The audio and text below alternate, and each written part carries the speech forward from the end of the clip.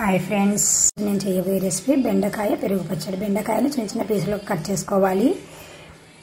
తెల్లవాయలు, చిన్నగా తరిగిన ఆనియన్ ఒక గడ్డ.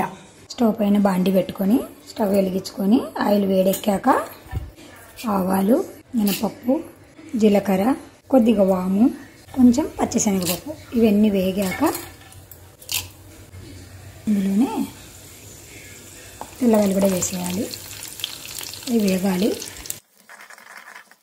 ఇందులోనే ఆనియన్ పీసెస్ కూడా వేసేసి వేగనివ్వాలి.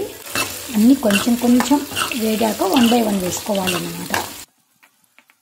ఇప్పుడు ఈ బెండకాయ ముక్కలను కూడా వేసేసి బాగా మగ్గనివ్వాలి. ఇవన్నీ కలిపి బాగా మగ్గనివ్వాలి. చాలా సింపుల్గా, చాలా ఈజీగా, చాలా టేస్టీగా ఉన్న ఐటమ్ అండి. మీరు కూడా తప్పకుండా ట్రై చేయండి ఫ్రెండ్స్. కొంచెం సాల్ట్ వేసుకొని, కొంచెం పసుపు వేసుకోండి, త్వరగా మగ్గుతాయి. ఒక గిన్నె తీసుకొని పెరుగు వేసుకొని, ఈ పెరుగులో కొంచెం కారము, తగినంత ఉప్పు, కొద్దిగా గరం మసాలా పౌడరు,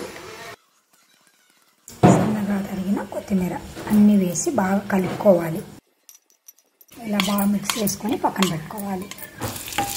ఇలా మగ్గిన ఈ బెండకాయ ముక్కలలో ముందుగా కలిపి పెట్టుకున్నాం కదా, ఈ పెరుగు మిశ్రమాన్ని వేసి బాగా ఒక మారు కలబెట్టుకొని స్టవ్ ఆఫ్ చేసుకోవాలి.